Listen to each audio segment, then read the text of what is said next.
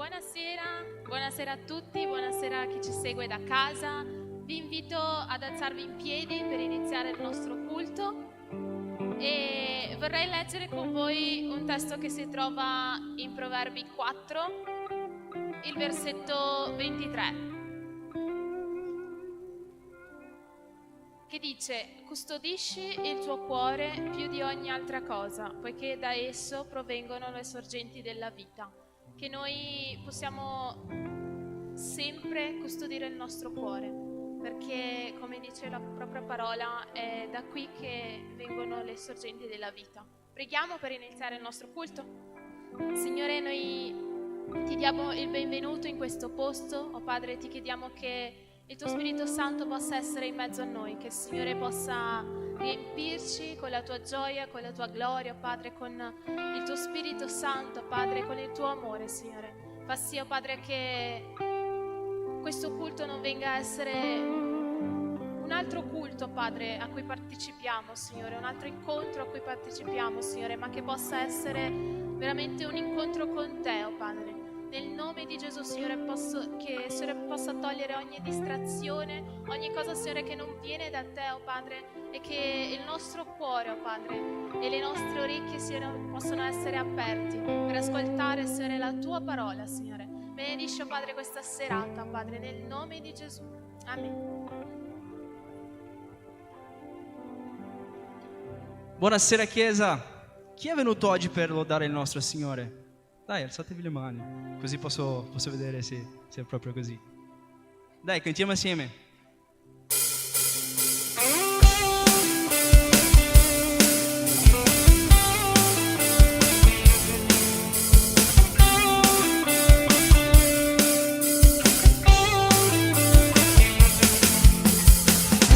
La stella del mattino, ai re dei re, Signore. Va lode va a Lui, colui che morì, ma sola morte trionfò. A chi va lode?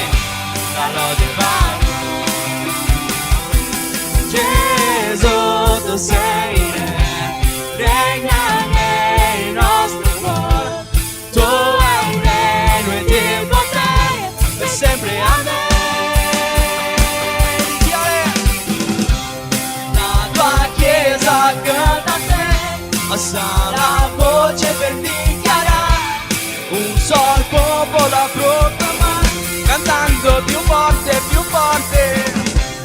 La tua chiesa canta a te, forte.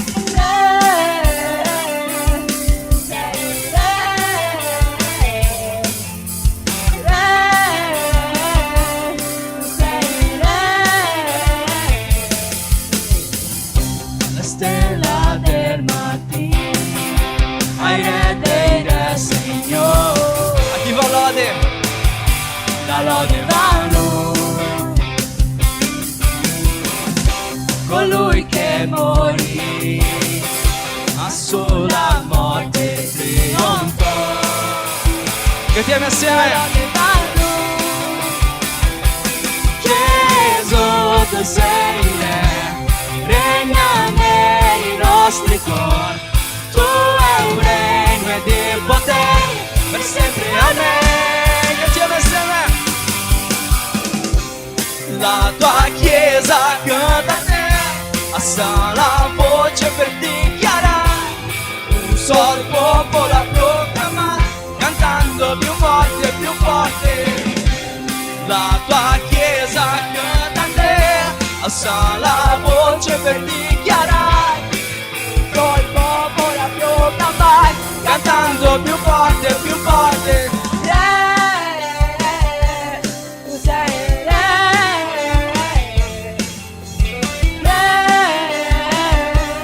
tu sei re.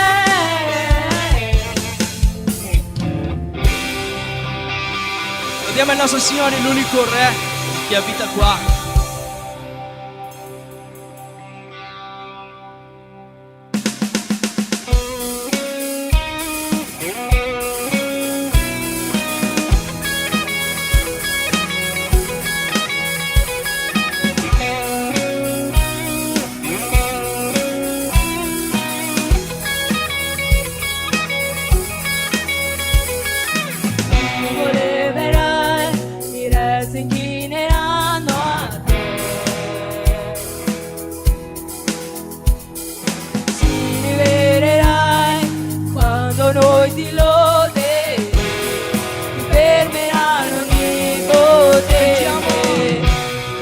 Tu sei il leone, leone di Giuda, tu dici in potenza, combatti per noi, tutti si inginocchieranno. Oh, tu sei l'agnello, l'agnello immolato, hai vinto e spezzato le catene del peccato, tutti si inginocchieranno qui davanti a lui, tutti si inginocchieranno.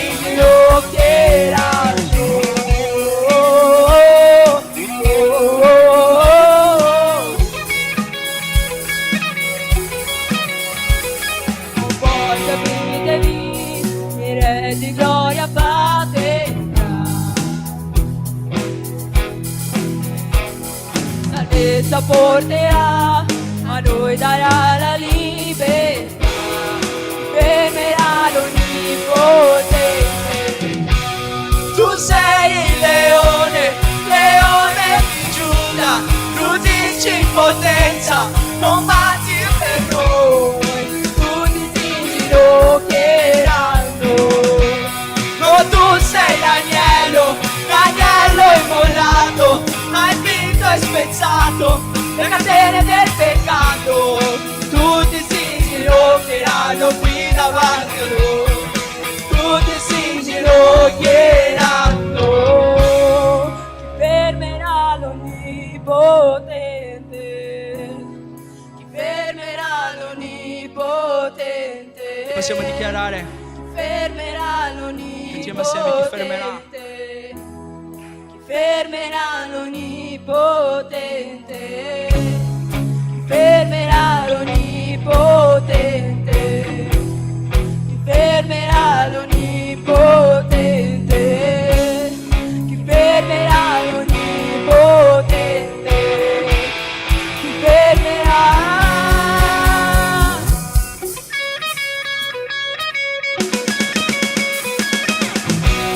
Tu sei il leone, leone di Giuda, tu dici in potenza, combatti per noi, tutti si inginocchieranno. Oh, tu sei l'agnello, l'agnello immolato, hai vinto e spezzato le catene del peccato, tutti si inginocchieranno qui davanti a lui, tutti si inginocchieranno.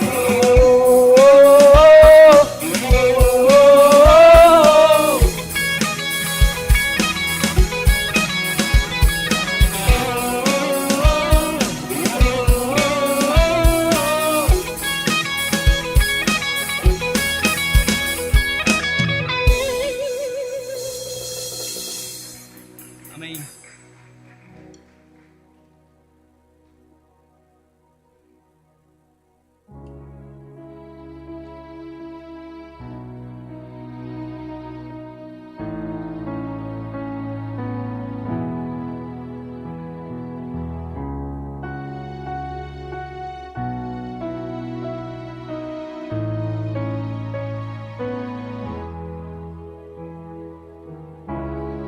Non parlava mai, tu cantavi su di me. Ecco quanto buono sei con me.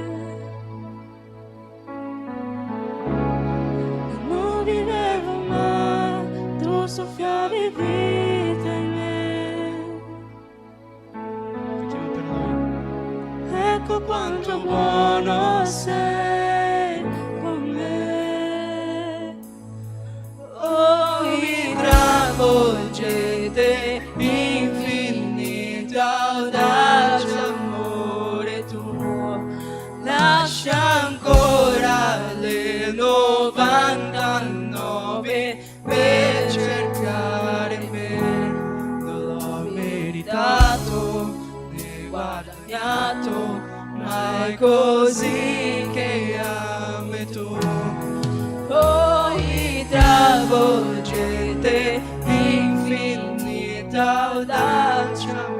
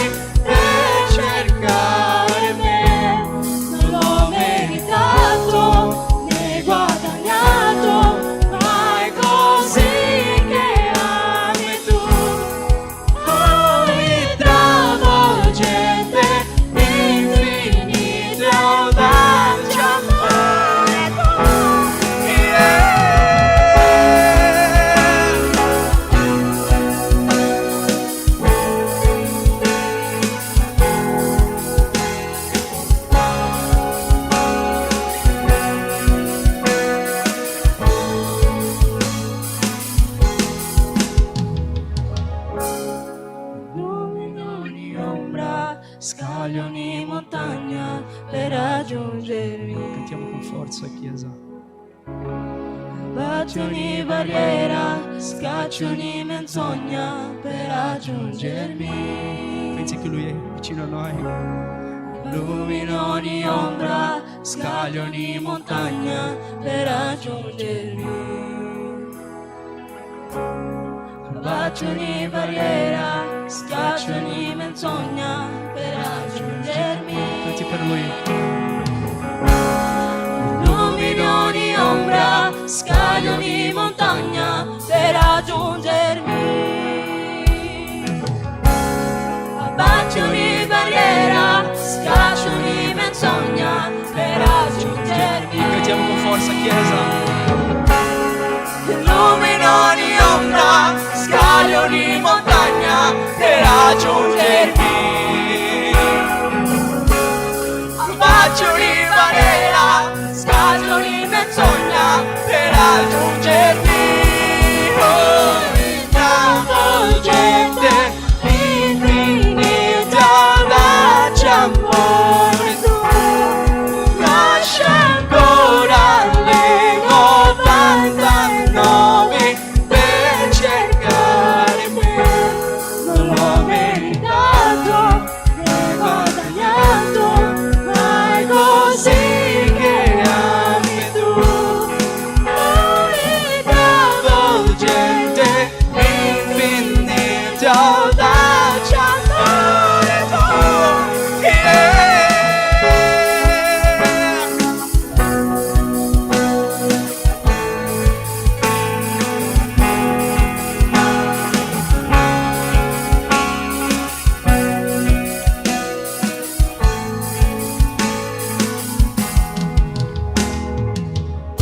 Lui ha dato per noi. Lui è morto in quella croce per noi. Al terzo giorno Lui è tornato anche per noi. Cioè, non lo so cosa state passando, non lo so se avete qualche tristezza, se siete male, non lo so. Ma Dio sa. Lui è l'unico che può sapere cosa c'è dentro del nostro cuore. Sappiamo che questo è un giorno, tra virgolette, diverso per il mondo, perché è il giorno di San Valentino, ma l'unico che è importante per noi è Gesù Cristo, anche se siamo con qualcuno o se siamo da soli, anzi non siamo mai da soli, perché se non c'è qualcuno qua fisicamente c'è uno spiritualmente che tiene cura di noi, uno che è per noi, che a 2000 anni fa è stato morto e è tornato anche per noi. Quindi ragazzi, non sono solo canzoni, non è solo un momento di lode, è un culto di sabato, ma è un momento in cui possiamo lasciare il nostro cuore nella croce di Gesù Cristo, lasciare il nostro cuore per Lui, perché Lui è morto e è tornato per noi. Amen. Vi invito a cantare ancora un'ultima volta Illumina ogni ombra. Illumina ogni ombra, scaglio ogni montagna per raggiungermi. Batti ogni barriera, scaccio ogni menzogna. Potete fare meglio. Illumino ogni ombra, scaglio ogni montagna per raggiungermi. Batti ogni barriera, scaccio ogni menzogna per raggiungermi.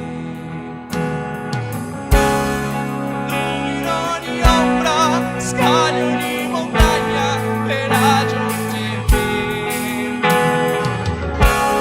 Bacio ogni barriera, scaglio ogni menzogna per raggiungermi. Ancora una volta. Illumino ogni ombra, scaglio ogni montagna per raggiungermi. Bacio ogni barriera, scaglio ogni menzogna per raggiungermi. Oh, travolgente, infinita audacia, amore tu. Tutti con il cuore. Lascia ancora le 99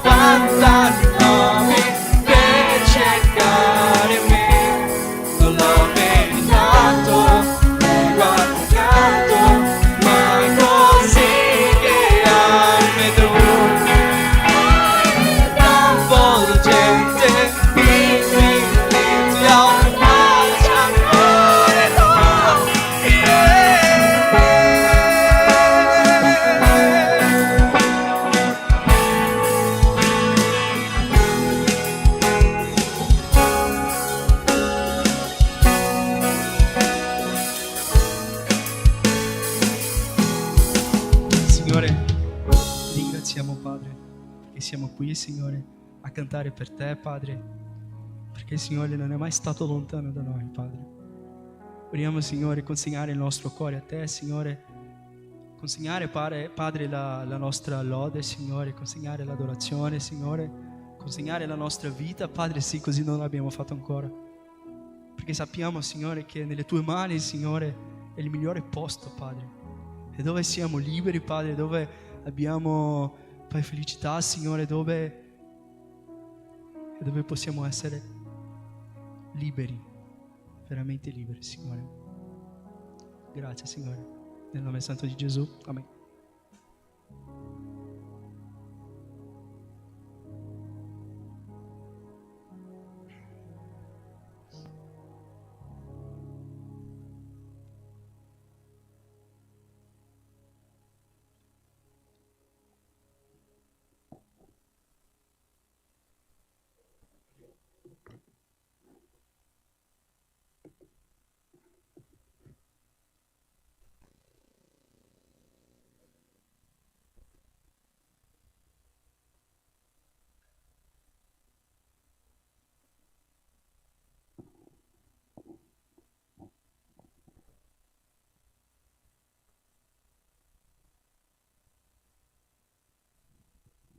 Buonasera ragazzi.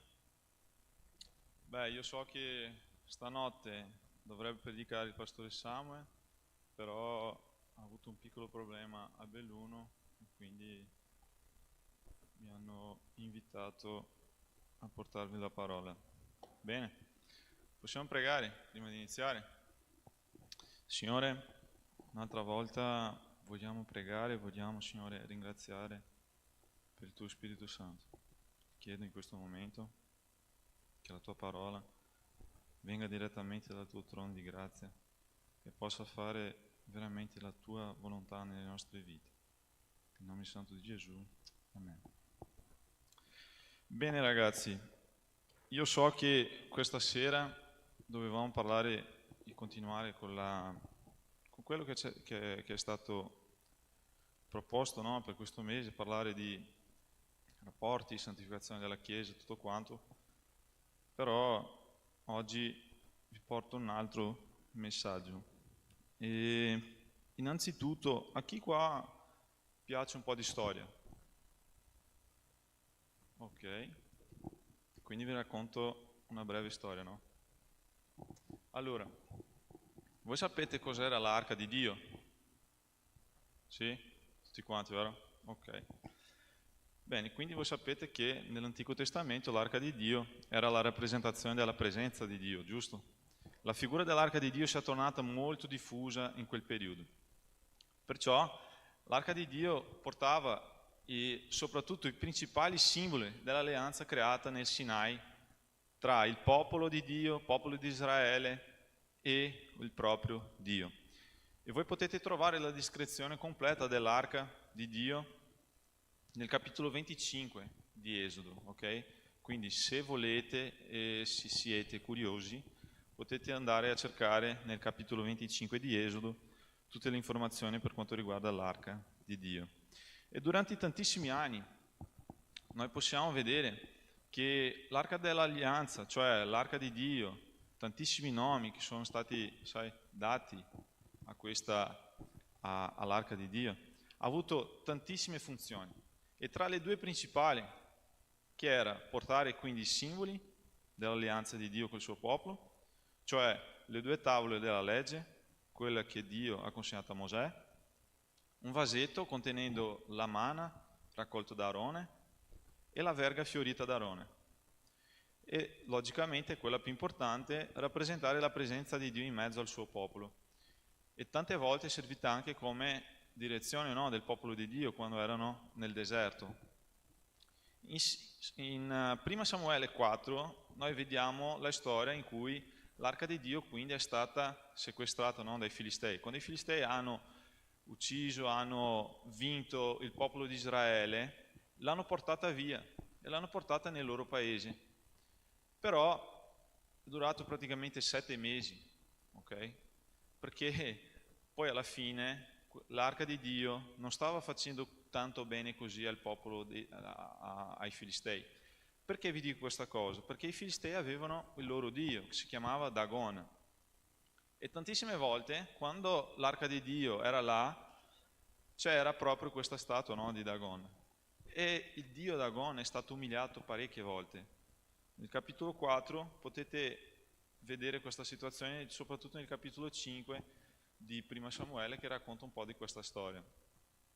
Arrivavano là e vedevano che c'era questa testa per terra, le mani che erano proprio per terra, e quindi i Filistei hanno detto: basta, riportiamo quest'arca di Dio da dove l'abbiamo presa. E quindi l'hanno portata via e l'hanno praticamente portata in una città, a una casa di una persona che si chiamava Abinadab. L'arca d'alleanza, l'arca di Dio, è rimasta lì per 20 anni. Quando Davide, quindi, ha iniziato il suo percorso come re di Israele, in quel momento ha stabilito Gerusalemme come capitale politica e soprattutto religiosa della nazione di Israele. E la prima cosa che voleva fare, che cos'era e che ha fatto? Cosa ha detto? Dobbiamo riprendere l'arca di Dio e portarla con noi. Dobbiamo proprio riportarla a Gerusalemme e dobbiamo metterla là, perché se la presenza di Dio è praticamente rappresentata tramite l'arca di Dio, dobbiamo avere la presenza di Dio in mezzo a noi. Se durante tutto questo periodo abbiamo avuto sempre la presenza di Dio con noi, dobbiamo riportarla con noi, dobbiamo riprenderla, perché non possiamo iniziare, io praticamente non posso iniziare niente senza avere la presenza di Dio con me. Quindi ha deciso così e hanno preso l'arca di Dio. Però nel viaggio, quando la stavano riportando, è successa una cosa, ed è proprio questa cosa che volevo parlare con voi stasera. Apriamo la nostra Bibbia il secondo libro di Samuele, capitolo 6, del versetto 6 e versetto 7. Leggiamo insieme.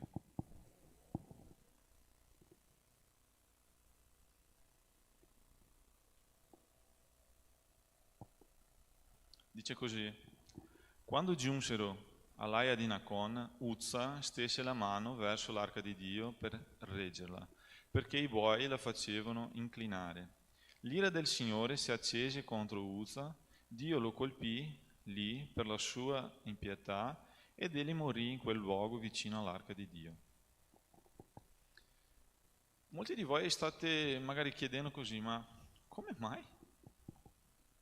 Ha toccato l'arca di Dio ed è morto. Perché Dio ha avuto questo atteggiamento verso di Uzza, no? Che ha avuto una buona intenzione. Perché immaginate, no? Portavano l'arca di Dio. Nel momento in cui iniziava a inclinarsi, questo ragazzo, uomo, stese la mano. No, non posso lasciare. Cioè, la presenza di Dio non può toccare per terra, non posso lasciarla cadere così. Nel momento in cui ha messo la mano, che ha toccato l'arca di Dio, è stato fulminato, morto. Ed è questa proprio la domanda che io mi facevo: ma come mai? Come mai Dio ha ucciso una persona così per aver semplicemente avuto una buona intenzione nel suo cuore? Però se noi leggiamo in questa maniera di molto superficiale, magari ci viene proprio da pensare a questa cosa, no? Però se andiamo ad approfondire il perché è successo questa cosa, possiamo farci delle domande. Ed è proprio questo motivo che vi voglio parlare stasera, che è motivazioni versus principio, cioè la motivazione del nostro cuore con il principio che dobbiamo seguire. Perché? Perché le due cose devono camminare insieme. Può darsi che nel nostro cuore, magari nella nostra mente, questa cosa non è molto chiara per noi, però le due cose devono camminare insieme, ok? Sono due cose importanti di cui dobbiamo averne e soprattutto devono camminare insieme perché una dipende dall'altra. Perché il regno di Dio, ragazzi, fu stabilito esattamente sui principi importanti, giusto? Dio è un Dio di principio, quindi noi dobbiamo capire esattamente queste cose. E volevo proprio, lasciarvi delle domande in questo momento. Immaginate uno che vuole comprarsi la macchina oppure comprarsi una casa, no? Immaginiamo questa persona. E magari sto parlando specificamente con una persona qua. Adesso ti faccio una domanda. Perché vuoi veramente comprare questa macchina che vuoi? Cioè, questa che hai in mente adesso. Oppure la casa. Solo perché il tuo vicino di casa magari un giorno ha detto che tu non saresti mai in grado di comprare una macchina così? Oppure perché vuoi partecipare dei ministeri della Chiesa?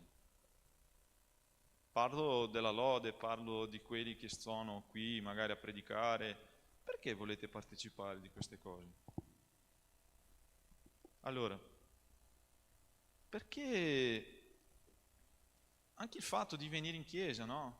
A volte veniamo in chiesa ed il principio è giusto, veniamo in chiesa, ma e le motivazioni? È soltanto perché vogliamo trovare il nostro amico e dopo, a fine culto, mangiare il Mac? Oppure veniamo in culto perché c'è quella ragazza che ci piace? No, mi siedo qua di fianco perché so che quella ragazza è bella, mi piace tantissimo e mi siedo qua. Oppure, visto che stiamo parlando, no, sto mese qua di santità della Chiesa, perché vuoi iniziare questo rapporto con questa persona? Magari il principio è giusto, no? Perché stai pensando proprio al matrimonio. Ma è la tua motivazione? Perché vuoi semplicemente colmare, magari perché vuoi semplicemente colmare un buco emozionale nella tua vita stato lasciato dai tuoi genitori? No? Avete mai immaginato, pensato a questa cosa? Magari volete frequentare questa persona esattamente perché i vostri genitori hanno lasciato un buco nella vostra area emozionale. Adesso voglio praticamente iniziare questo rapporto con questa persona qua perché non ho avuto proprio l'atteggiamento che volevo dalla parte dei miei genitori. E quindi mi aggrappo a questa persona qua e sono sicuro che praticamente sarà così. Oppure la motivazione è giusta. Vuoi trattare bene questa persona. Però il principio non è giusto. Cioè, hai iniziato a frequentare questa persona soltanto perché vuoi passare il tuo tempo, perché non volete proprio il matrimonio. Junior ha predicato qua settimana scorsa e ha detto esattamente questa cosa. Noi siamo stati fatti, se vogliamo veramente avere una persona nella nostra vita, per il matrimonio. Vi ricordate, no? Di quello che ha predicato. Quindi la motivazione può darsi che sia giusta, no? Ma il principio è scorretto. E può darsi che sia proprio il contrario. Il principio è corretto, ma la motivazione è sbagliata. Quindi avete percepito l'importanza di una cosa camminare insieme all'altra? E Dio vuole che siamo proprio così, che abbiamo il principio giusto e che abbiamo anche la motivazione giusta. Perché per Dio, ragazzi, è molto più importante il perché facciamo che il fare soltanto. Quindi, se torniamo a Uzza, no? Io so che è difficile, come vi ho detto prima, che Dio ha punito qualcuno con la morte, o che ha ucciso o ferito qualcuno, perché magari in testa nostra è inimmaginabile, no? Pensare a una cosa del genere, perché se Dio è buono, come mai ha punito così? Però dobbiamo capire che un attributo di Dio non cancella l'altro, che vuol dire che Dio continua ad essere sempre fedele alla sua parola. Dio non è fedele a noi, Dio è fedele alla sua parola. E perché vi sto dicendo questa cosa? Perché se vediamo e leggiamo adesso alcuni versetti, capiremo il perché Dio ha fatto questa cosa e perché Dio è fedele alla sua parola. Innanzitutto, volevo lasciarvi quindi un versetto, Giovanni primo, cioè Vangelo di Giovanni, capitolo 1, versetto 1, che è una cosa che Dio mi parla sempre, il perché Lui è proprio fedele alla sua parola. Possiamo leggere insieme? Giovanni 1, versetto 1. Nel principio era la parola era con Dio e la parola era Dio. Se il proprio Gesù era la parola, vuol dire che Dio sarà sempre fedele alla sua parola. Se la persona più importante che noi abbiamo nella nostra vita, che è Gesù Cristo, era una parola, Dio sarà sempre fedele alla sua parola. Quindi per questo motivo che Lui vigila sempre tutto quello che ci dice, perché se Lui ti ha detto qualcosa, sono sicuro che Lui adempirà tutto quello che ti ha detto, perché Lui è fedele alla sua parola. Abbiamo capito sta cosa? Siamo d'accordo? Ok, quindi andiamo avanti. Quindi nell'inizio del capitolo 6, quindi torniamo là, 2 Samuele capitolo 6. Adesso leggiamo quindi il versetto 1. Davide riunì di nuovo tutti gli uomini scelti di Israele in numero di 30.000. Continuiamo. Poi si alzò e con tutto il popolo che era con lui partì da Baalè di Giuda per trasportare di là l'arca di Dio, sulla quale è invocato il nome del Signore degli eserciti, che siede sopra essa tra i cherubini. Misero l'arca di Dio sopra un cosa? Carro, quindi ricordate questa cosa, nuovo, e la portarono via dalla casa di Abinadab, che era quello Signore che vi avevo detto prima, che era sul colle. Uzza e Aio, figli di Abinadab, conducevano il carro nuovo. Con l'arca di Dio e Aio precedeva l'arca. Fino lì. Quindi, sopra un carro nuovo, ok? La traduzione originale dall'ebraico, quando dice quella parola là, figli, c'è anche una cosa da capire, perché può darsi che sia un discendente, ok? Quindi la traduzione diretta dall'originale ebraico vuol dire che magari i figli erano discendenti, può darsi che siano stati, non so, nipoti, non so, discendenti. Quindi non sono veri e propri figli, ma può darsi che erano i figli, però frequentavano la casa di Abinadab.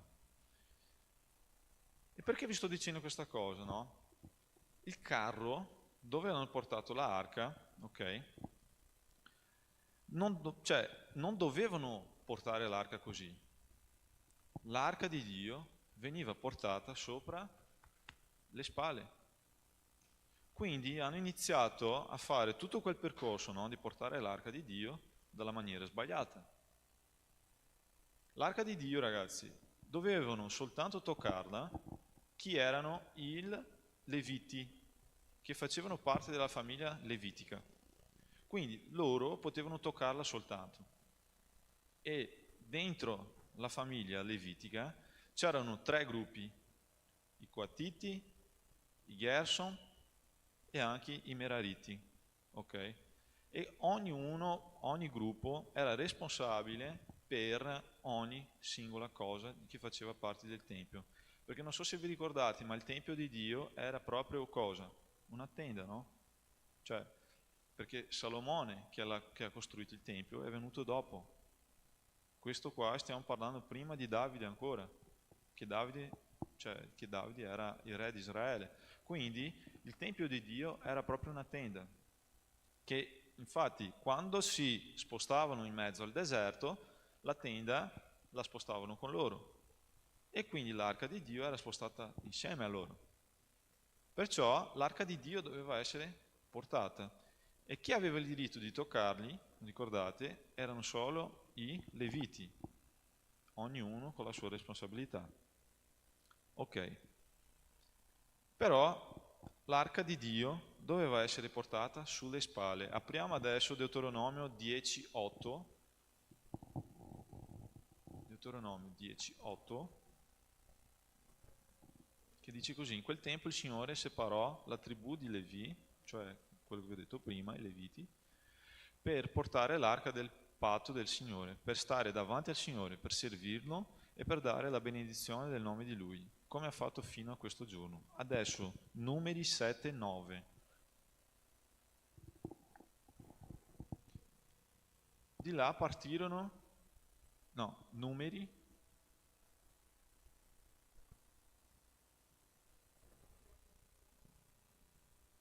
ma i figli di Kehat non diede nulla, perché avevano l'incarico degli oggetti sacri e dovevano portarli sulle. Quindi possiamo vedere qua che hanno iniziato di maniera sbagliata, giusto? Prima che erano i Leviti, e possiamo anche capire che se l'arca di Dio è rimasta per 20 anni nella casa di Abinadab, vuol dire che quella là possiamo capire anche che era una famiglia levitica, giusto? In più dovevano portarle sulle spalle. Hanno iniziato tutto il percorso quindi di maniera sbagliata, giusto? Però se noi vediamo il secondo libro di Samuele, quando i Filistei riportarono l'arca al popolo di Israele, vediamo che hanno fatto la stessa cosa che adesso che il popolo di Israele stava facendo, cioè il popolo separato da Dio, il popolo che Dio aveva scelto, il popolo che Dio aveva acquistato in quel momento, cioè stavano facendo la stessa cosa che un popolo pagano. Adesso vi lascio una domanda. Quanti di noi magari stiamo facendo le stesse cose, cioè stiamo intraprendendo le stesse cose, abbiamo gli stessi atteggiamenti di quelle persone che non servono a Dio? Quanti di noi magari stiamo avendo lo stesso atteggiamento? Se il popolo di Israele e qua peggiore ancora, perché se quella era una famiglia levitica, vuol dire che loro avevano il contatto con la parola di Dio, con la legge, conoscevano la legge, conoscevano ancora di più rispetto alle altre persone. Perché non so se lo sapete, ma la legge, cioè i comandamenti, tutta la legge di Dio, era ristretta soltanto a un gruppo di persone. E sono sicuro che quel gruppo di persone là, di Abinadab, avevano il contatto con la legge. Dopodiché hanno avuto lo stesso atteggiamento di un popolo che beffava Dio, perché ricordate, no, l'anno scorso che abbiamo studiato la vita di Davide, che Golia è arrivato là e iniziava a beffare, iniziava a fare delle cose brutte contro il popolo di Israele. E adesso il popolo di Israele praticamente stava praticamente facendo la stessa cosa che un popolo che beffava contro di Dio. Quindi, e perché Uzza quindi cioè facendo parte della famiglia, in quel periodo là, cioè facendo parte della famiglia levitica, perché lui è stato ucciso? Adesso apriamo Numeri 4:15.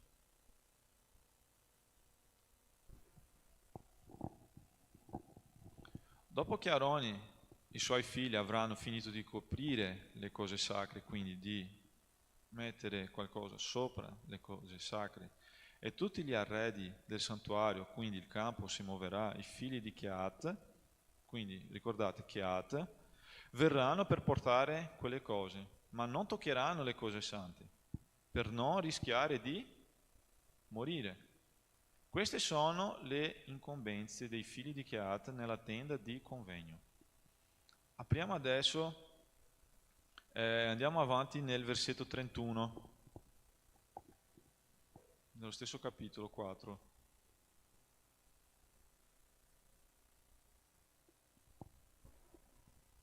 Questo è quanto è affidato alle loro cure e quello che devono portare, in conformità a tutto il loro servizio nella tenda di convegno. Le assi, le traverse, le colonne e le basi del tabernacolo. Praticamente sta dicendo quello che dovevano portare. Ok? Adesso apriamo Prima Croniche 6:29.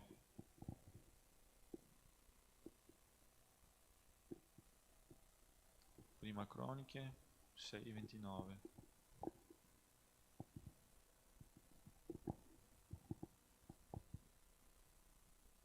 Prima Cronache 6:29.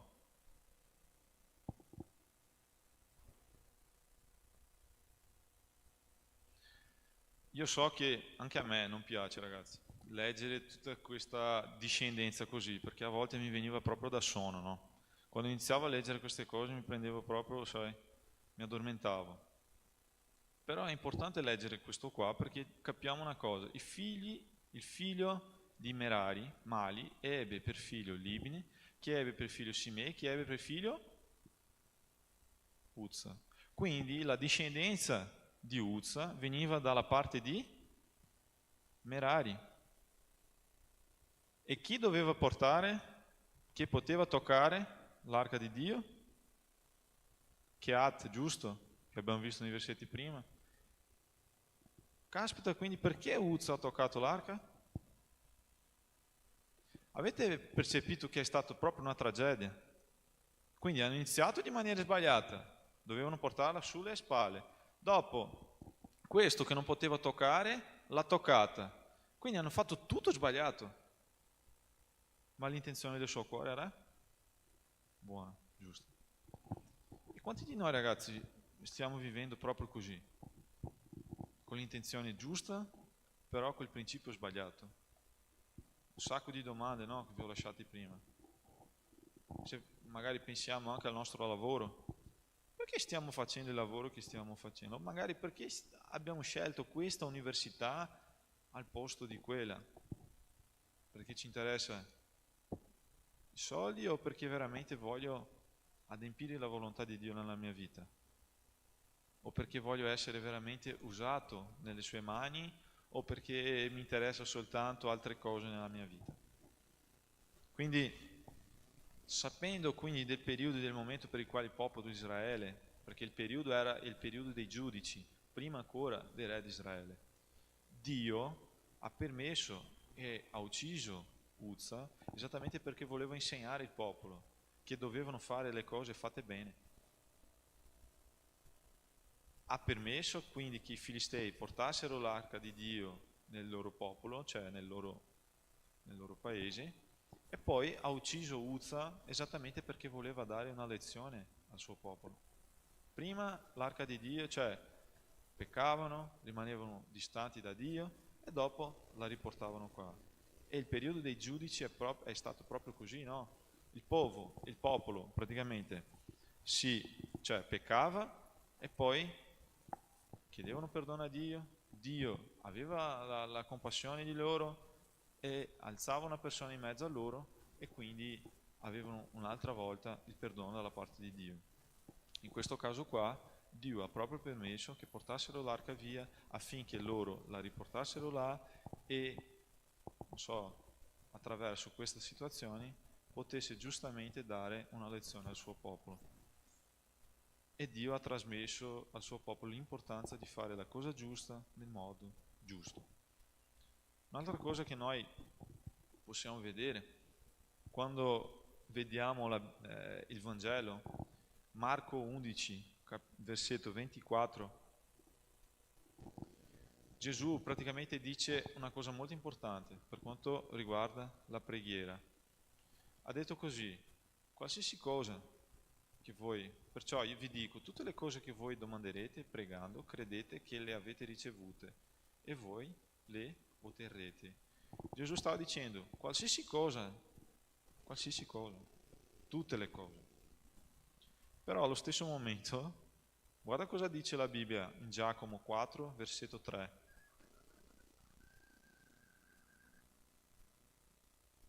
Giacomo 4, versetto 3.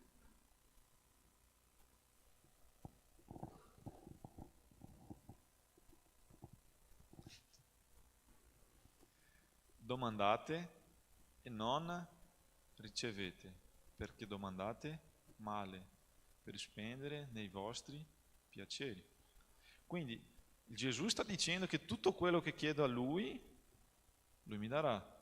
Ma adesso Giacomo mi dice che non sono tutte le cose, ma la spiegazione è proprio lì. Non riceviamo perché vogliamo spendere nei nostri piaceri. Quindi vuol dire che la motivazione è molto importante, ragazzi. Il fatto per cosa chiediamo. Vi ricordate, no, la domanda che vi ho fatto prima? Perché volete questa macchina? Perché volete questa ragazza? Perché volete questo matrimonio? Perché volete venire in chiesa? È molto importante, ragazzi. Il perché. E Dio si importa con questa cosa. Il perché facciamo le cose. E qua finisco il messaggio dicendo due frasi. Dio vuole che siamo delle persone equilibrate e soprattutto mature per ricevere qualsiasi cosa dalla parte sua. Se noi leggiamo Galati 3,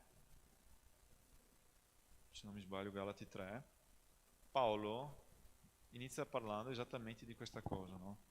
Di quelli che sono maturi già per ricevere, ma di quelli che hanno proprio il diritto di ricevere in eredità delle cose, ma che non hanno ricevuto ancora perché non sono maggiorenni. Quindi dobbiamo essere mature.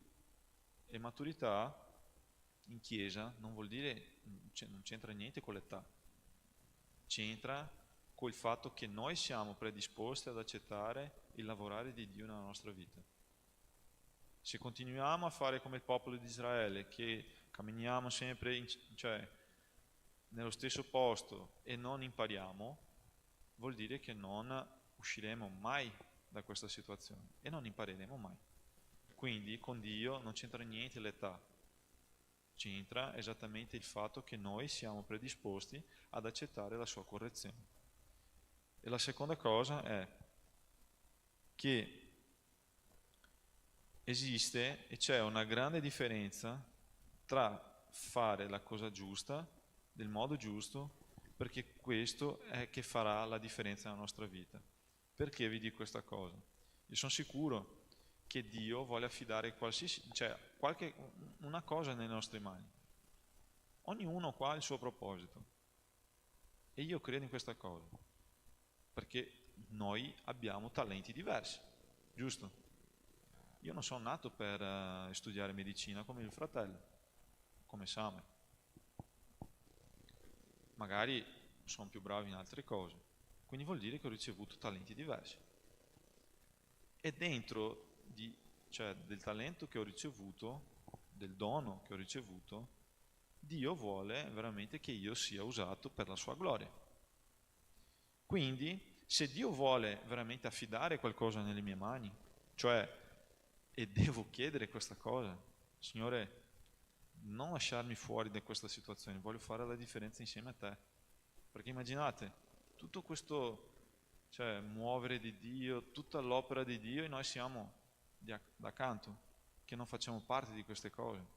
Immaginate, tornando a quello che mi piace, no? So che anche Patrick qua gioca a calcio. Quelli che giocano a calcio, che vede la sua squadra, gli 11 che giocano, che vincono la partita, e tu che sei in panchina a guardare la partita. Come ti senti? Io mi sentivo sempre male, perché era come se io non facessi parte di quel momento. Quindi immaginate Dio che vuole lavorare, che vuole fare la differenza qua in Villorba, a Treviso, in Italia, e noi che non facciamo parte di questo movimento, che non facciamo parte proprio di questa situazione, e che siamo proprio a parte dalla situazione perché non siamo pronti ancora, perché Dio non ci ha affidato nulla ancora, perché non siamo mature o perché la nostra motivazione non è giusta. Quindi ragazzi, la motivazione deve camminare insieme al principio, il principio di fare la volontà di Dio con la motivazione giusta, di dare gloria soltanto a Dio. Amen? Quindi questo era il messaggio che volevo portarvi stasera, che vi sia utile nella vostra vita come è stata nella mia fino adesso, e che comunque Dio mi chiede sempre di ricordare, ogni sempre, non ogni tanto. Amen? Gruppo di lode.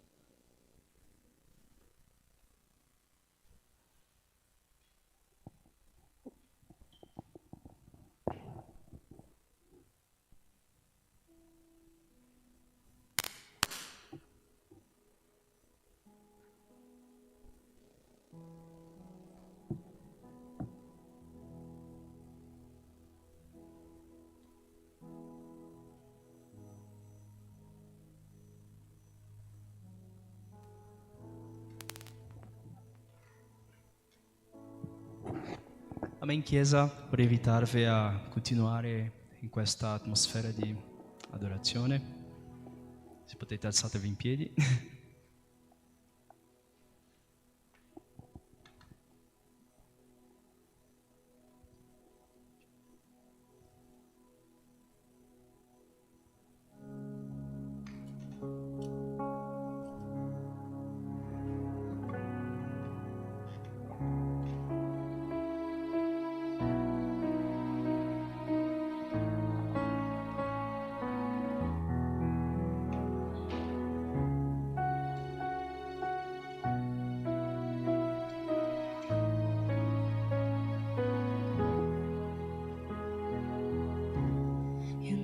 parlava mai, tu cantavi su di me.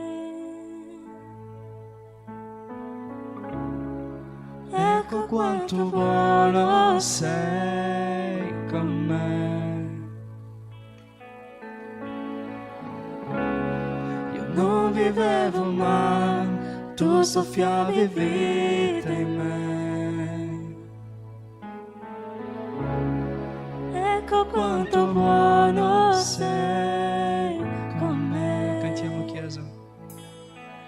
Ogni travolgente, infinita audace amore tuo, lascia ancora le 99 per cercare me.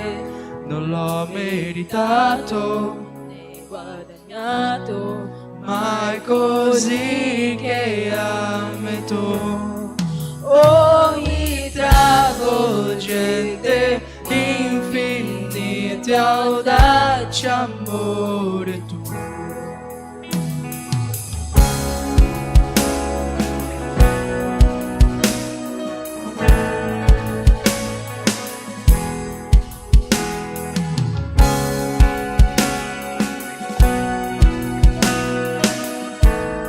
Cantiamo assieme Chiesa. L'ottavi.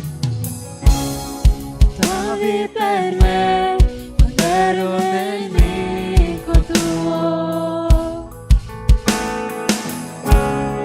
Ecco quanto buono sei con me. Stavi per me quando ero immeritevole. Ecco quanto buono sei con me. Cantiamo. Travolgente, infinito, audace amore tuo, lascia ancora le 99 per cercare me. Non l'ho meritato né guadagnato, ma è così che ami tu. Ogni travolgente, infinito, audace amore tuo.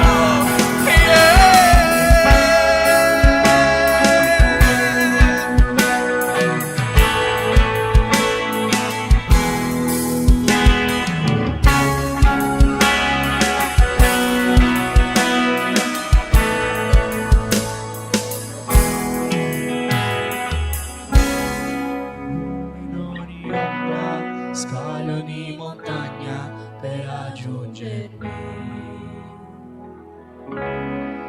Batti ogni barriera, scaccio ogni menzogna per raggiungermi. Cantiamo.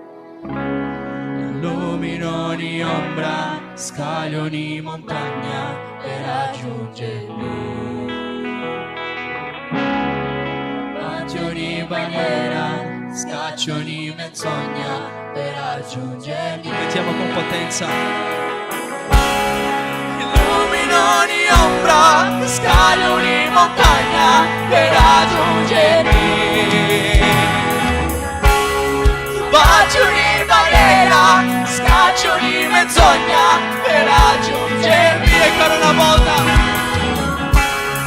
Illumino ogni ombra, scaglio ogni montagna per raggiungermi. Bacio ogni barriera, scaccio ogni menzogna per raggiungermi.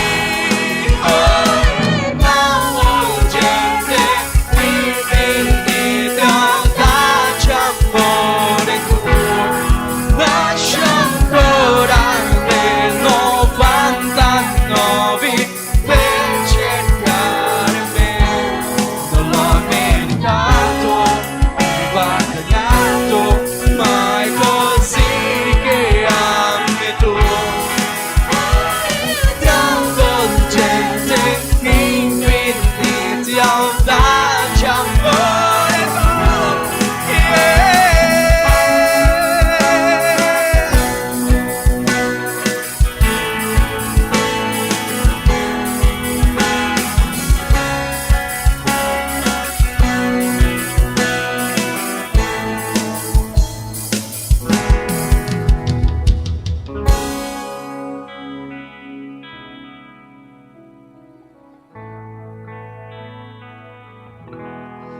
ringraziamo il nostro Signore. Amen.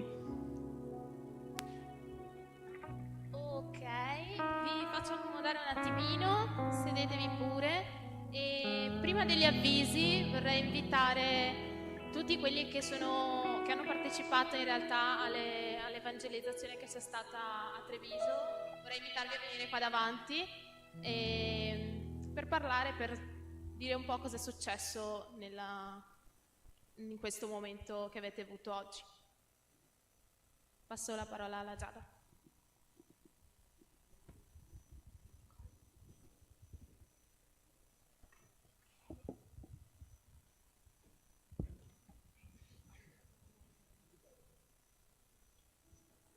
Ok, buonasera a tutti ragazzi. Siamo qua per rappresentare, no, quello che è avvenuto oggi e penso che siamo tutti d'accordo che il Signore ci ha sorpreso questa giornata e è proprio vero, no, come abbiamo sentito qualche predica fa, che insieme evangelizzare, dandoci sostegno a vicenda, ha fatto la differenza rispetto magari a farlo a tu per tu quando sei a lavoro, a scuola, no? È stato davvero un'esperienza molto toccante, abbiamo pregato per tantissime persone, abbiamo trovato tantissime persone che volevano sapere di più di Cristo, erano molto molto interessate a quello che stavamo dicendo e non ci aspettavamo così tante buone risposte. Abbiamo seminato davvero tanto in terreni buoni e davvero siamo tutti quanti grati a Dio. Penso che ognuno di noi abbia già visto il Signore lavorare per questa giornata, ancora prima in preghiera questa settimana per questa evangelizzazione, e poi quello che è successo oggi è stata una conferma che il Signore era con noi e ha voluto usarci. E non è vero che l'Italia è un paese col cuore chiuso, non è vero che Treviso, il Veneto, ha un cuore chiuso per il Signore. Abbiamo davvero tanto visto il Signore lavorare oggi e davvero siamo grati per tutte le persone che hanno pregato per noi in questi giorni e siamo grati per i fratelli della Chiesa, gli adulti che sono venuti a sostenerci in preghiera lì in piazza. Davvero grazie a tutti voi per aver pensato a noi e ringrazio tutti voi per esservi resi disponibili per il Signore. Sono davvero grata per queste persone che hanno davvero parlato in modo molto fermo del Signore e davvero vorrei che due di loro vogliono dare la loro testimonianza di quello che hanno visto oggi, quindi chiedo che Federico e Lucas rimangano qua per parlare di quello che hanno sperimentato oggi. Tutti gli altri ci possiamo sedere.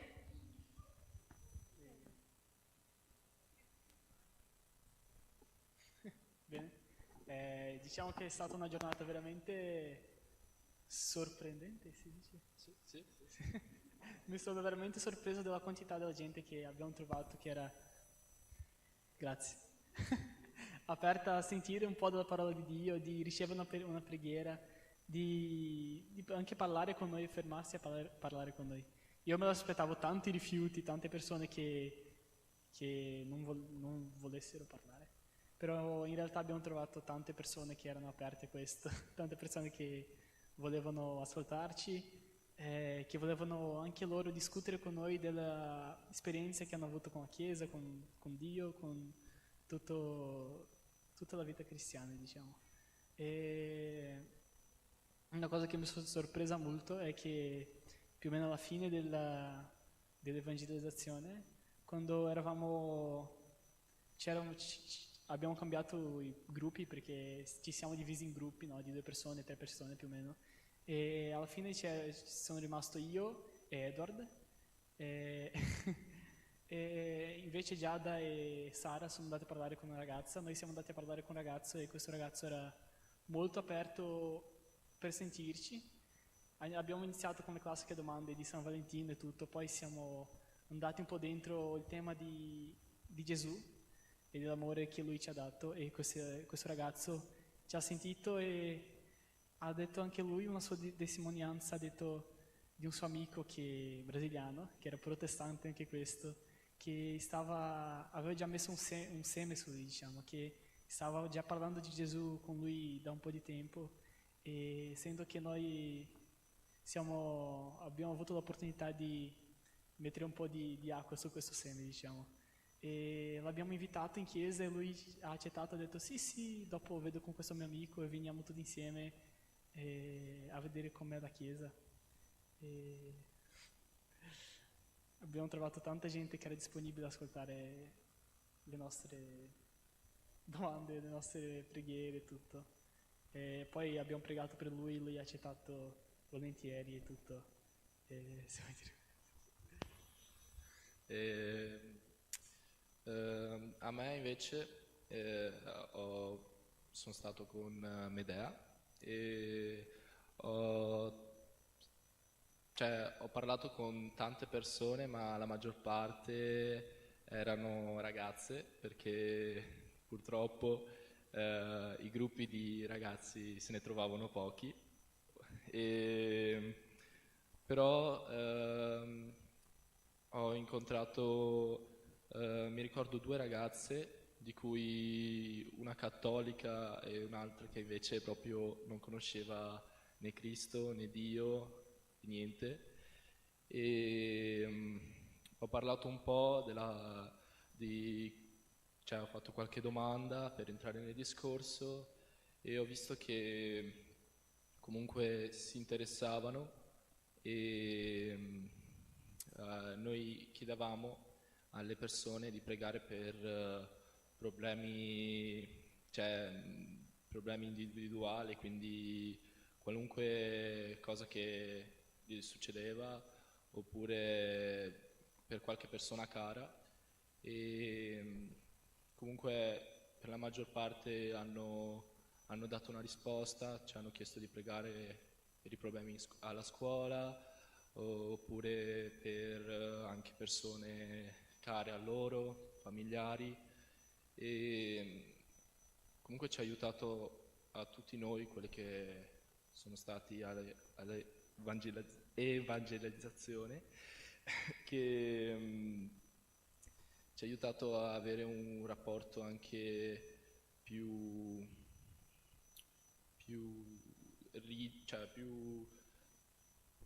compatto con Dio. Abbiamo aiutato anche persone che non sapevano proprio niente della storia di Cristo o di chi era Dio, e questo mi ha stupito perché la maggior parte qua in Italia è cattolica, o almeno dicono di esserlo,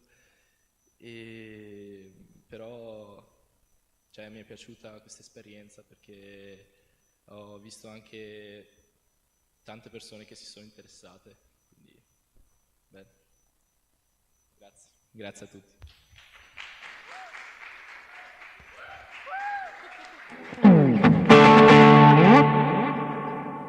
Grazie ragazzi. Ok, con gli avvisi. Il 22, quindi sabato prossimo, 22 febbraio, ci sarà l'incontro delle giovani coppie sposate, quindi vi invitiamo, giovani coppie sposate, sarà dopo il culto, quindi alle 7:30 e dopo la Gamove. Il 16 marzo alle 10:30 ci sarà il culto di celebrazione per l'anniversario della nostra chiesa, quindi sarà una domenica, siete tutti invitati a partecipare. E per i piccoli gruppi oggi con le ragazze giovani c'è l'Amanda, con i giovani maschi Paolo e Niki, con gli adolescenti femmine Marzia e con gli adolescenti maschi Miguel. E per i pre ci sarà Maggie e Joshua, ok? Alziamoci in piedi per finire il nostro culto e pregare. Grazie Signore per questo momento che abbiamo avuto l'opportunità, Signore, di essere in comunità, di essere, Signore, nella Tua presenza. Signore, grazie per la tua parola, oh Padre, e ti chiediamo, Signore, che tu possa continuare a parlare al nostro cuore, oh Padre, e a modellare la nostra vita, Signore, come tu vuoi, oh Padre. È questo, Signore, che noi ti chiediamo e ti ringraziamo. Nel nome di Gesù. Amen. Amen, Chiesa. Adesso finiamo il nostro culto con gioia, però prima di finire canteremo forse il nostro inno, che si chiama anche l'inno, ma cosa interessante di questa canzone è che nel ritornello c'è scritto: questo è l'inno che noi cantiamo, usa noi Dio, qui siamo, vogliamo più di te Signore, il tuo amore è dentro noi. Cioè, ho sentito la testimonianza dei ragazzi e che possiamo essere ispirati, giusto la parola, che possiamo essere ispirati da queste testimonianze, perché Dio ci ha chiamato per questo, per proclamare il suo regno, per parlare del suo amore, del suo sacrificio. È stato bellissimo vedere i ragazzi lì a Treviso a portare la parola del Signore, però volevo fare una sfida a tutti noi come Chiesa, che la prossima volta possiamo essere tutti là, che possiamo essere come un corpo, che possiamo essere come una Chiesa unita, perché portare la parola del Signore non è un compito di un ministero, ma è il compito della Chiesa, di tutta la Chiesa, di tutte noi. Amen. Magari pensiamo che in quel momento non sapremo cosa parlare, pensiamo che in quel momento, cioè, viene la vergogna dentro di noi, ma Gesù ci porta la capacità. Lì non siamo noi a dire delle parole belle, a proprio portare un argomento in cui farà quella persona conoscere Gesù. No, non siamo noi. Quando siamo lì in quel momento è Gesù Cristo che ci guida, Gesù Cristo che parla attraverso le nostre parole. Amen. Che la prossima volta possiamo essere proprio tutti quanti come Chiesa e che possiamo fare la differenza, perché io vorrei proprio che non saremo più qui tra un anno, che torniamo alla sala principale culto, perché ci sarà tanta gente qui, non perché è bello vedere tanta gente, non perché è bello vedere che è pieno il nostro culto, ma perché questo significa che la parola di Gesù sta arrivando alle persone, agli adolescenti. Quindi amen, che possiamo fare la differenza. E vi invito a cantare proprio con il cuore, ricordando che il nostro compito è quello, portare la parola di Gesù. Amen.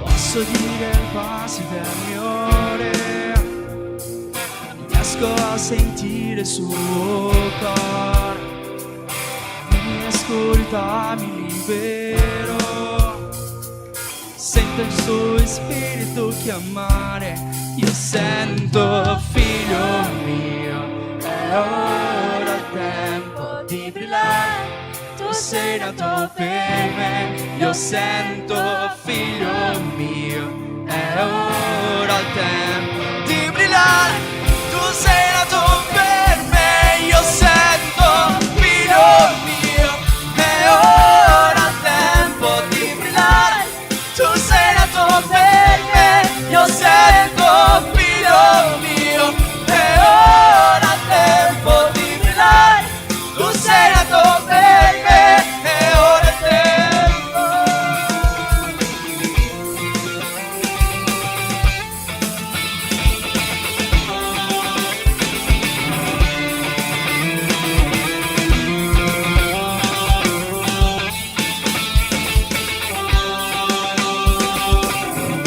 L'inno che la cantiamo, usa noi Dio, qui siamo, vogliamo più di te Signore, tuo amore dentro noi. Questo è l'inno che la cantiamo, usa noi Dio, qui siamo, vogliamo più di te Signore, tuo amore dentro noi. Questo è l'inno che la cantiamo, usa noi Dio, qui siamo, vogliamo più di te Signore, tuo amore dentro noi. Questo è l'inno che la cantiamo, usa noi Dio, qui siamo, vogliamo più di te Signore, tuo amore dentro noi.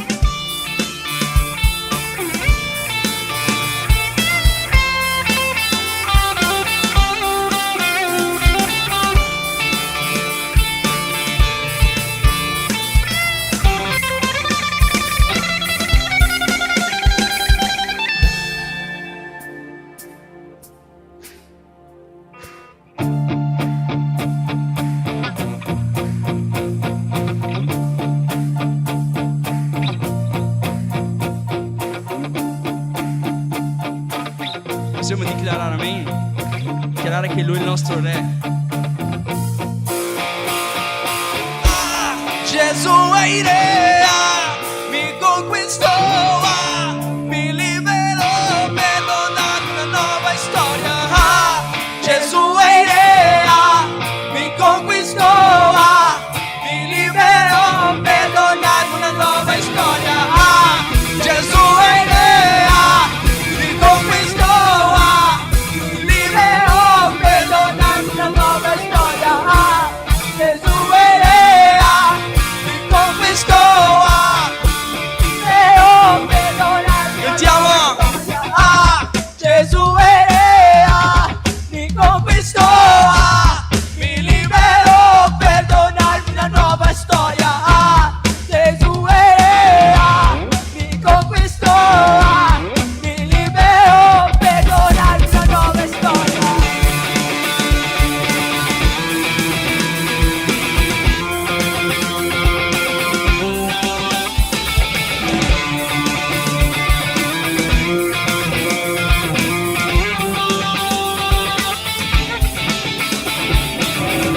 Noi chiameremo il mondo, noi chiameremo il mondo, noi cambieremo il mondo, noi cambieremo il mondo, noi cambieremo il mondo, noi cambieremo il mondo, noi cambieremo il mondo, noi cambieremo il mondo.